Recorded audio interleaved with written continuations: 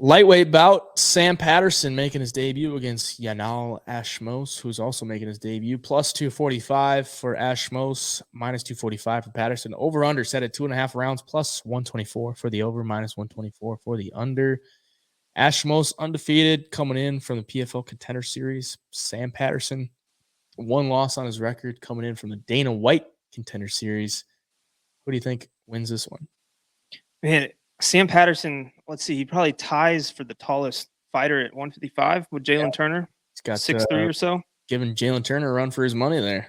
And he looks every bit of it in the octagon. I mean, I think that how, skinny and lanky he is just makes him look even taller. But on the feet, it's not like he has this devastating power, and he's not like the sharpest striker by any means. He loves going for those chokes. He's got a lot of guillotines on his record. If you shoot in on him, he's going to be looking for it. He's not like the strongest guy, though. So at this level, that's what's going to worry me is guys who can close that distance. I think are going to give him problems. Guys that can strike at range with him are going to give him problems. And I mean, I've seen him get cracked in previous fights too before. He's not necessarily go out or get knocked out in those fights, but there was a few times where he was shaky and it was definitely becoming pretty easy for his opponents to find the chin as the fights went on. But his opponent fought in the PFL's Challenger Series, Yanal Ashmoz, and he's kind of a guy, like from what I've seen at least, that is a decent striker with some power, a decent wrestler and grappler. He doesn't do any one thing phenomenally. And the one big disadvantage, obviously, and I think this is a lot of where the odds are coming from here, is that he is going to have a 8 or 9 inch reach disadvantage. He's only 5'10", I believe, fighting a guy who's 6'3". And, he doesn't have a whole lot of experience on his resume either. He does have a lot of finishes, though. I believe he's got 6 wins. He's 6-0, and I think 5 of those are by finish. Yeah, 3 by knockout, 2 by submission. So obviously he has a little bit of power. He's competent enough to find submissions as a professional. I don't think that he should be this big of an underdog here, though.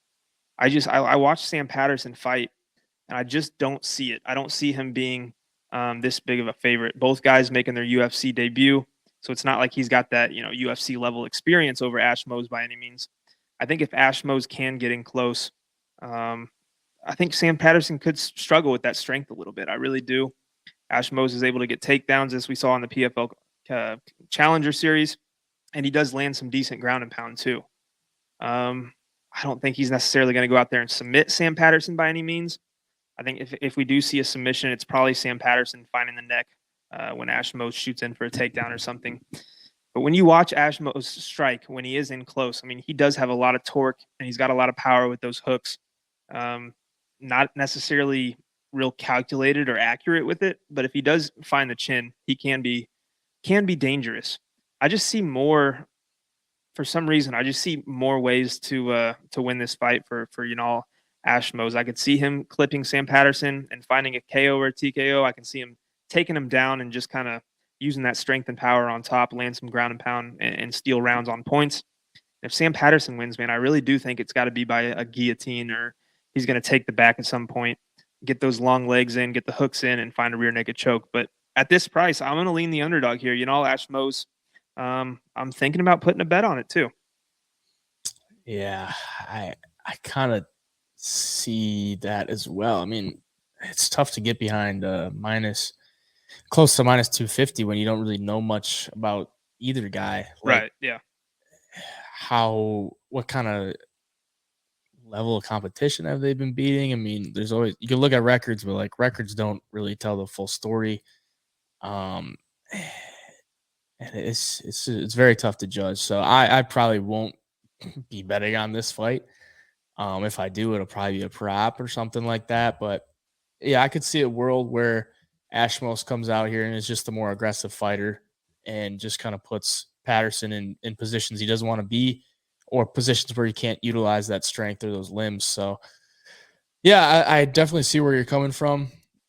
If Patterson gets it done, I mean, he's only got 1 win by decision. So, I mean, he's a potent finisher, but I don't know. This one's just really greasy. Like Ashmoz, I watched that fight against Ryan Rizko back in 2021. Uh, he was losing that fight. Like he lost both of those, the first round and the second round, and then the third round, the guy is just like his opponent is just completely gassed. Like he had to hit him one time, the guy went down.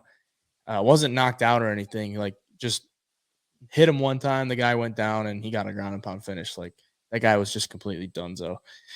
And then the win on the PFL Challenger Series didn't really get my butterflies going. He was a minus 335 favorite in that one. Decision win. I'll probably just lay off. I'll take Patterson for the pick. Maybe there's something I'll see later in the week, but yeah, kind of echo everything that you just said.